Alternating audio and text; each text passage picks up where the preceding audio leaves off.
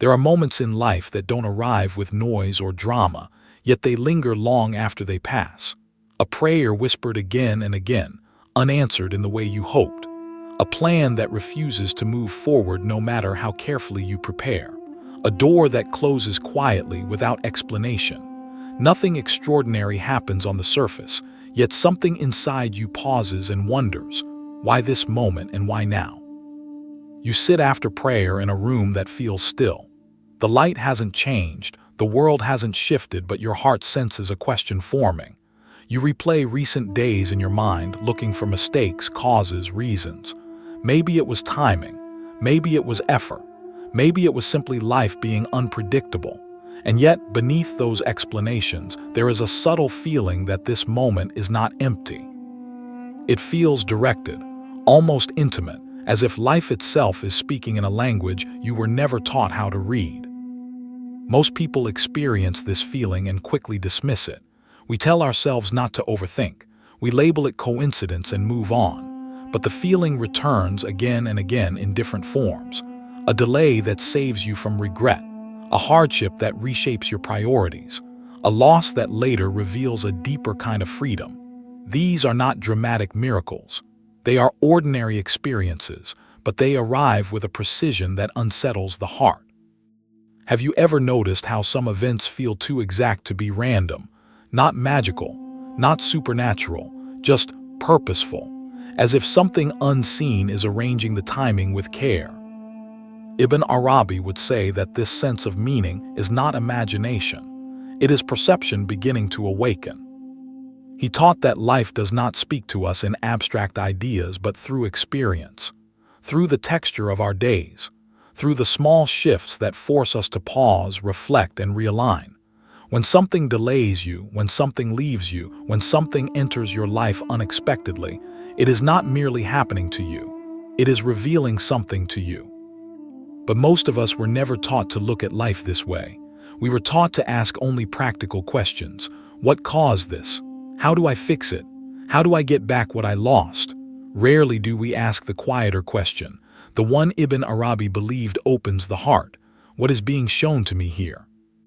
Think about a time when you wanted something deeply and it didn't come. Not because you were careless or unworthy, but simply because it didn't unfold. At the time, it may have felt like absence, like silence. But looking back, can you see how that absence shaped you? How it redirected you? How it protected you from something you couldn't yet see? If life were only a sequence of random events, these patterns would have no coherence. They would not return with such precision. Yet they do, again and again, in work, in relationships, in prayer, in loss and relief. Ibn Arabi described the world as a place where meaning wears ordinary clothing. Nothing announces itself as sacred. Nothing declares, this is a sign. And yet, the one who learns to look closely begins to notice that life responds to the inner state of the heart. Not always with comfort, but always with relevance. This is where the mystery begins. Not in the heavens, but in your daily life. Not in extraordinary visions, but in moments that quietly interrupt your expectations. The question is not whether these moments exist. You already know they do. The real question is this: what if these moments are not empty at all, but invitations, waiting for you to recognize who is speaking through them? When Ibn Arabi spoke about Allah, he did not speak as someone describing a distant ruler watching from above. He spoke as someone who saw the divine presence unfolding within the fabric of life itself. To him, the question was never whether Allah is near, but whether the human heart is awake enough to recognize how that nearness appears. He taught that Allah does not reveal himself all at once, nor in a single form the mind can grasp. Instead, he becomes known through his names, each one a way the one reality discloses itself in time, in experience, in relationship. The names are not separate beings, and they are not abstract titles meant only for memorization. They are living qualities through which existence becomes intelligible. From this perspective, the world is not random matter moving blindly forward. It is a continuous unveiling. Every event, every encounter, Every rise and fall is a moment of divine self-disclosure. What we call life happening is, in Ibn Arabi's words, Allah introducing himself again and again, each time through a different name. Most people, he observed, stop at the surface of things. They see only causes and effects. A door closed because of economics. A relationship ended because of incompatibility. A prayer delayed because of timing. These explanations are not wrong, but they are incomplete. They describe how something happens, but they never ask what is being shown through it. Ibn Arabi insisted that behind every form is a meaning, and behind every meaning is a name. When mercy reaches you through someone's kindness, Ar-Rahman is present. When truth asserts itself, even painfully, Al-Haq is revealing himself. When your plans are dismantled in a way that later proves necessary, Al-Hakim is at work, shaping what you could not yet understand. This is why Ibn Arabi warned against seeing life as either purely spiritual or purely material. To divide the two is to miss the point entirely. The physical world is not a distraction from God. It is one of the primary ways God becomes known. The mistake is not living in the world. The mistake is moving through it without awareness. He described the names as windows rather than definitions.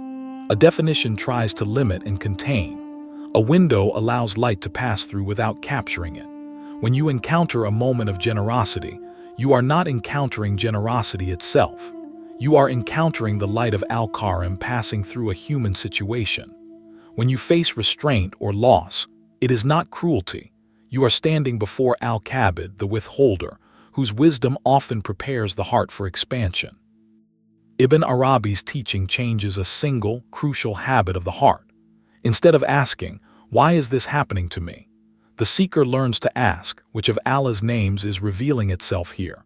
This question does not erase pain or remove responsibility, but it transforms confusion into dialogue. Life stops feeling like a series of punishments or rewards and begins to feel like instruction. In this way, even silence becomes meaningful. Even waiting becomes a form of communication. A delay is no longer emptiness. It is a quality of divine wisdom expressing itself in time. And ease is no longer entitlement. It is a gift carrying its own responsibility. Ibn Arabi was careful to clarify that recognizing the names does not mean predicting outcomes or controlling reality. It means learning how to respond with understanding rather than resistance. When you recognize mercy, you receive it with gratitude. When you recognize correction, you meet it with humility. When you recognize wisdom, you allow yourself to be reshaped. This lens does not make life simpler, but it makes it intelligible. It gives coherence to moments that once felt meaningless. It teaches the heart that it is not abandoned inside events, but addressed through them. And once this shift occurs, something remarkable happens. You begin to sense that the same presence moves through every chapter of your life, sometimes gently, sometimes firmly, but always with purpose. The surface of life remains the same. Bills still need to be paid. Relationships still strain and soften. Prayers still unfold in their own time. But beneath all of it, a pattern begins to emerge. And that pattern leads to a deeper realization. One that Ibn Arabi believed changes not only how you see events, but how you see the world itself. Once Ibn Arabi's lens settles into the heart, the world begins to look familiar, and yet entirely new. The events of life do not change, but the way you see them does. What once felt scattered starts to show coherence. What once seemed accidental begins to feel placed with care. And yet, Ibn Arabi was careful to draw a clear line. This way of seeing is not superstition. It does not turn every object into an omen or every inconvenience into a hidden code. It does something far quieter and far deeper. He taught that creation is a mirror. A mirror does not invent a face. It does not exaggerate or predict. It simply reflects what is present when light falls upon it. In the same way, life reflects the divine names without adding fantasy or removing responsibility. When you look into a mirror, you do not argue with it. You adjust yourself. Ibn Arabi believed this is how the awakened heart relates to experience. A mirror shows you what is, not what you wish were there. This distinction matters, because many people, when they hear about signs, imagine mysterious symbols, hidden messages, or secret predictions. Ibn Arabi rejected this entirely. The signs are not puzzles meant to be solved by cleverness. They are meanings meant to be received by awareness. Consider a simple moment. Someone speaks to you with unexpected gentleness on a difficult day. Nothing supernatural has occurred. A human spoke kind words, and yet something in you softens. The weight you carried lifts slightly. Ibn Arabi would say this is not coincidence, nor is it magic. It is Ar-Rahman, the most merciful, making himself known through a human voice at the precise moment your heart was open enough to receive it. Now consider another moment. You are prevented from moving forward with something you desire, not once but repeatedly. Each attempt meets resistance. From the outside, this looks like bad luck or poor timing. From Ibn Arabi's view, this resistance may be the name al-Kabid, the withholder, gently tightening the space around you, not to punish, but to redirect. Not to deny you goodness, but to protect you from harm you cannot yet perceive. The difference between superstition and spiritual perception is subtle but essential. Superstition tries to control meaning. It says, if this happens, then that must happen next. Ibn Arabi's vision does the opposite. It surrenders control and sharpens attention. It says, if this is happening now, what quality of the real is being shown to me in this moment? Nothing more, nothing less. This is why Ibn Arabi emphasized that the signs are always tied to the state of the heart. The same event can carry different meanings for different people, or even for the same person at different stages of life. A loss that once felt devastating may later reveal itself as mercy. A comfort that once felt like blessing may later be recognized as distraction. The event does not change. The mirror within you does. Have you noticed how certain experiences return in different forms until something within you shifts? The repeated lesson, the familiar pattern, the same type of conflict appearing in new clothing. Ibn Arabi would say this is not fate being cruel. It is instruction continuing until it is understood. Life, in this sense, is patient. It repeats what the heart has not yet learned to read. He described the universe as a vast collection of mirrors, each reflecting a ray of the same light.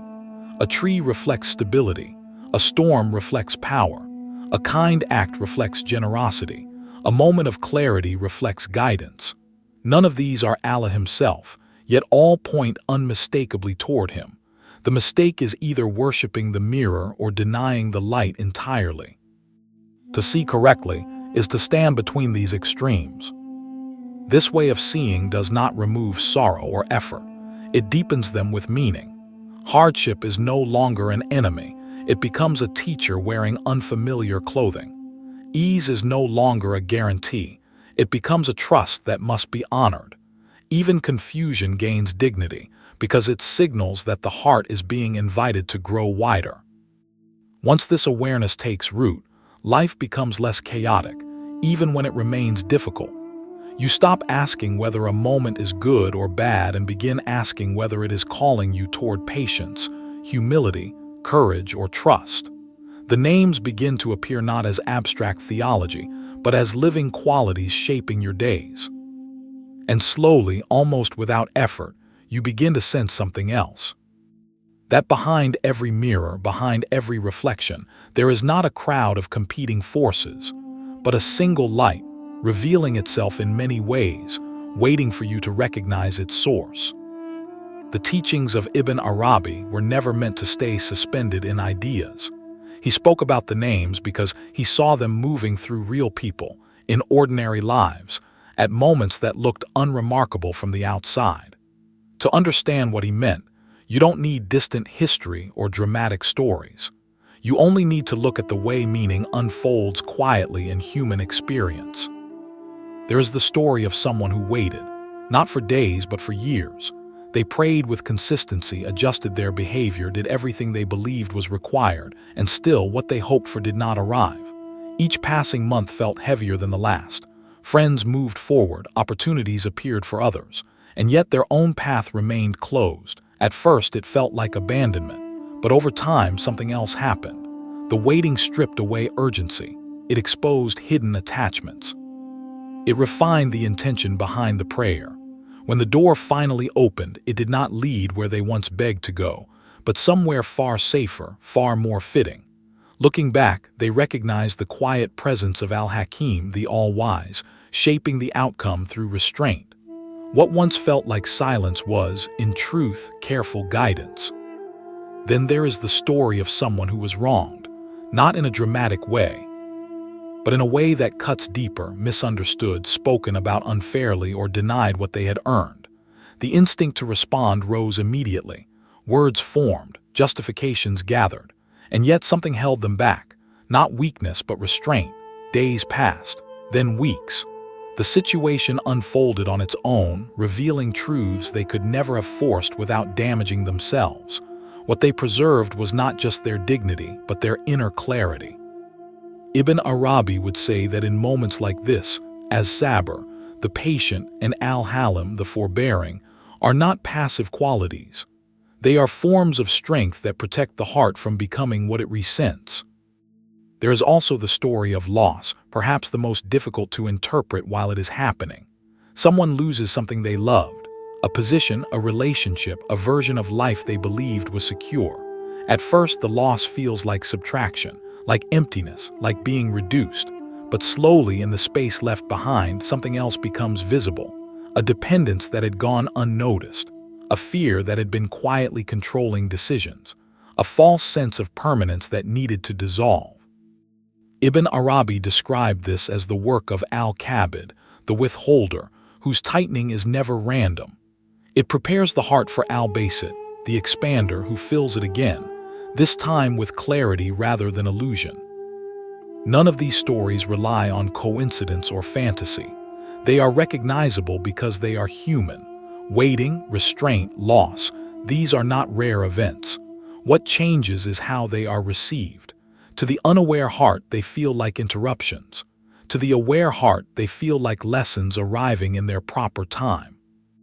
Ibn Arabi often reminded his students that divine communication is not loud. It does not announce itself. It unfolds slowly, requiring patience and honesty to recognize. This is why many people pass through the same experiences repeatedly without understanding them. The lesson was present, but the heart was not yet listening. Have you noticed how certain themes return in your own life? The same type of delay, the same kind of challenge, the same emotional test appearing in different forms. Ibn Arabi would say this is not punishment, it is refinement. Life continues presenting the same name until the heart learns how to respond to it correctly. When patience is needed, as Sabr appears. When humility is required, Al-Kafid quietly lowers what ego tries to elevate. When trust is being taught, Al-Wakil arranges circumstances that force surrender. Each name reveals itself through situations that feel deeply personal, because they are meant to be. These stories are not exceptions. They are examples of a pattern that runs through all lives. Once you begin to see this pattern, something subtle shifts. You stop feeling targeted by events. You stop feeling forgotten in delay. And you begin to sense that even the moments that confuse you are not empty. They are moments carrying a name. And once you recognize that, a deeper question begins to form, not about what will happen next, but about how you will respond when the next name appears at your door. Once the heart begins to recognize the names in lived experience, another truth quietly reveals itself. The names do not appear at random, and they do not appear alone. Ibn Arabi taught that Allah is known through balance, through the meeting of qualities that seem opposite yet belong to the same reality. Mercy and power, gentleness and firmness, giving and withholding. What we experience as contradiction, he saw as harmony unfolding over time. Many people, without realizing it, become attached to only one side of the divine presence. They long for mercy, ease, and softness, and feel betrayed when life brings correction or difficulty. But Ibn Arabi warned that this selective vision fractures understanding. To know Allah only through comfort is to know Him partially.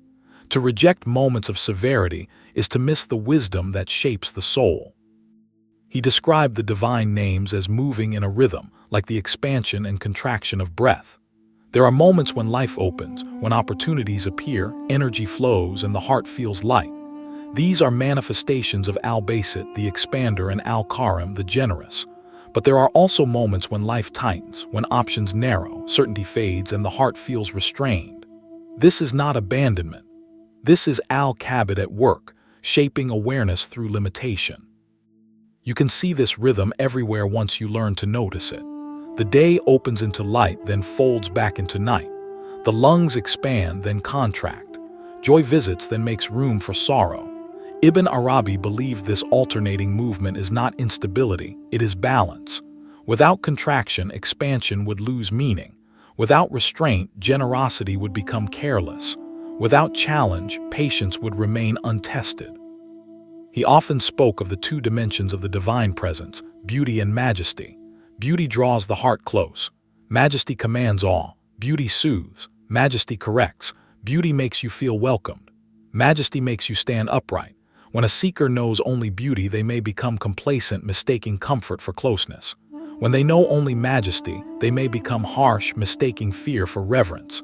But the one who learns to recognize both becomes balanced, soft without weakness, firm without cruelty. In real life, this balance appears in subtle ways. When something good enters your life, it carries responsibility. Gratitude is required, or the gift becomes a veil. When something painful arrives, it carries instruction. Patience is required, or the pain becomes bitterness. Ibn Arabi taught that neither ease nor hardship is proof of favor or rejection. Both are tools of refinement. This understanding changes how you interpret moments that once felt unfair. A setback may be Al-Hakim redirecting your path. A confrontation may be Al-Adl restoring balance. A period of confusion may be Al-Hadi teaching humility. Each name appears with perfect timing, even when the timing is uncomfortable. Have you ever noticed how comfort can quietly distance the heart, while difficulty brings it closer? How moments of abundance can invite forgetfulness, while moments of lack awaken sincerity? Ibn Arabi saw this not as irony, but as mercy in disguise. The soul is shaped not only by what it receives, but by what it must endure with awareness. The mistake, he said, is resisting one name while clinging to another. The heart that says, "I accept mercy but reject correction," remains divided. True maturity comes when the seeker learns to bow to every manifestation, not with passive resignation but with intelligent trust. When this balance is recognized, life stops feeling chaotic. Events still rise and fall, but they no longer feel hostile or meaningless. The heart begins to sense a steady hand beneath the shifting surface, arranging experiences with wisdom rather than impulse. And this realization leads naturally to a deeper question. If the names are shaping your days with such precision, how are you meant to meet them? Not with theory, but with presence. That is where Ibn Arabi turns the conversation inward. Ibn Arabi made a careful distinction that many overlook. There is a difference between knowing the names of Allah and allowing the names to work within you. One is knowledge held by the mind. The other is transformation experienced by the heart. Without this difference, remembrance becomes sound without depth, repetition without effect. He taught that dhikr is not the mechanical movement of the tongue, but the alignment of the inner state. When a name is remembered with awareness, it begins to shape perception, response, and character.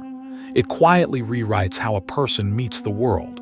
The name is no longer something you say. It becomes something you live.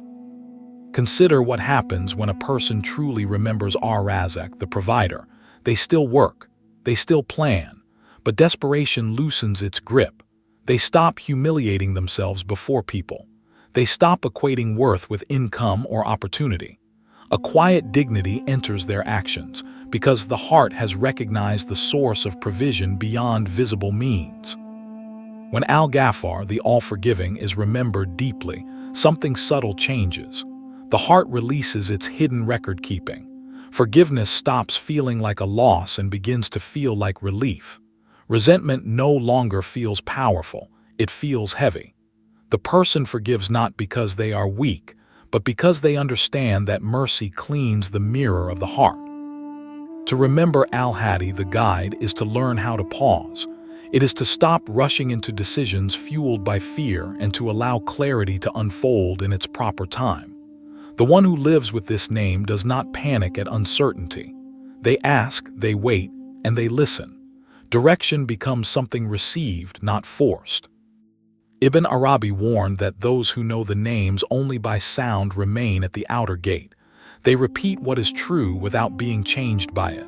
But the one who embodies a name enters the inner court. Their reactions soften, their judgments slow, their responses gain depth. This embodiment often begins in the smallest moments. A sharp word rises to the tongue and restraint appears. As sabr is remembered, an opportunity for arrogance presents itself, and humility intervenes. Al-Mutakabir is recognized, reminding the heart that greatness belongs to Allah alone. A failure weighs heavily, and instead of self-condemnation, Al-Ghaffar opens a door of gentleness and renewal. Sometimes this remembrance appears as an inner dialogue, almost unspoken. Be patient here. Do not rush. Trust what is unfolding. These are not voices of fantasy. They are the names shaping conscience, refining instinct, and educating the heart through awareness. Ibn Arabi believed that character is the most honest form of remembrance. When generosity flows without calculation, Al-Karim is alive within the person. When truth is upheld despite discomfort, Al-Haq is being honored. When patience holds steady under strain, as sabr is no longer a word, it is a lived reality. This is why he emphasized balance again and again. To live one name while ignoring the others creates distortion. Generosity without wisdom becomes recklessness. Patience without justice becomes weakness. Strength without mercy becomes cruelty. The names are meant to harmonize within the human being, not compete. As this harmony deepens, the seeker begins to sense something remarkable. Life no longer feels like a series of reactions. It becomes a field of responses. Situations arise, and instead of being overtaken by impulse, the heart asks quietly, which name is this moment calling me to embody? When this question becomes natural, the spiritual path stops being abstract. It enters the body, the voice, the choices of daily life. Faith becomes visible not in claims but in conduct. And yet, Ibn Arabi reminded his students of a final truth at this stage. Even the most beautiful embodiment can fade if the heart's mirror is left unattended. Knowledge and practice alone are not enough. The mirror must be kept clear. And that is where the work becomes both simple and demanding. Ibn Arabi taught that Allah's names are never absent. What changes is not their presence, but our capacity to perceive them. The heart, he said, is the most refined mirror in creation, capable of reflecting every divine quality, but it is also the most easily clouded, not by disbelief alone, but by subtle states that accumulate quietly over time. The dust that settles on the heart rarely arrives in dramatic forms. It gathers through resentment that is never released, through fear that is constantly indulged, through attachment to outcomes we believe must happen for us to be at peace.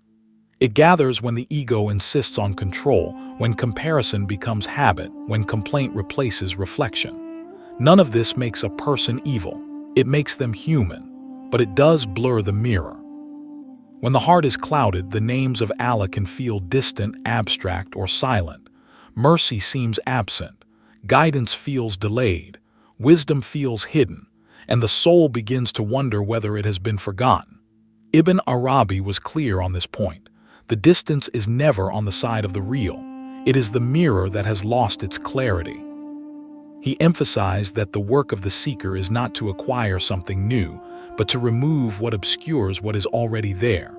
Polishing the heart does not require withdrawal from life. It requires honesty within it. The polishing happens in ordinary choices, often unnoticed by others, sometimes unnoticed even by yourself. It happens when you forgive someone without announcing it, when you let go of an argument you could have won, when you accept a delay without feeding resentment, when you speak truth gently instead of sharply, when you stop rehearsing grievances in your mind. Each of these acts clears a thin layer of dust from the mirror. Ibn Arabi described this process as tazkiyah, not self-perfection but self-clearing. The goal is not to become flawless but to become transparent. As the mirror clears, the names of Allah begin to feel closer, not because they moved, but because the heart became quieter. Have you noticed how clarity often arrives after surrender, not after struggle? How insight comes when resistance softens? This is not accidental. The heart reflects best when it is not clenched, when it stops insisting on seeing only what it prefers. As the mirror clears, something subtle but profound begins to happen. You start recognizing the names not only around you but within you. Compassion rises without effort. Patience appears where impatience once ruled. Courage surfaces at moments you once avoided. The names are no longer concepts. You feel them moving through your responses. Ibn Arabi believed that this is when life becomes intimate. Events no longer feel random or hostile. Even difficulty carries a sense of purpose. Even loss feels shaped rather than cruel. The heart begins to trust that whatever arrives is not an interruption, but a continuation of guidance. This does not mean the seeker becomes passive or unfeeling. Pain still hurts, confusion still disorients, but beneath those sensations there is steadiness, a recognition that behind every manifestation, gentle or severe, there is one beloved educating the heart through experience. And when this awareness stabilizes, the deepest secret of the names quietly reveals itself. That behind every name, behind every quality and attribute, there is not multiplicity, but unity. One light speaking in many ways. At that point, the question is no longer why is this happening? It becomes something far simpler and far deeper. Am I listening with a clear heart? When you begin to see life this way, something quietly settles inside you. The names of Allah no longer feel distant or abstract. They become the language through which your days speak. What once felt random begins to feel arranged. What once felt personal begins to feel purposeful, not always easy, but meaningful. Behind every moment of mercy, every moment of restraint, every opening and every closing, there is the same presence guiding the heart back to awareness. The names differ, but the source is one. So take a moment and ask yourself, have you ever looked back on an ordinary moment in your life and realized it was carrying a deeper meaning than you first understood? If this reflection resonated with you, support the channel by liking this video, subscribing to Voice of Sufism, and turning on the bell so you don't miss future reflections. We'd love to hear from you in the comments. Which of Allah's names do you feel has been present in your life recently? And if you'd like to continue this journey, explore the related videos appearing on your screen now. Until next time, stay attentive, because every moment is an invitation to return to the one who was never far.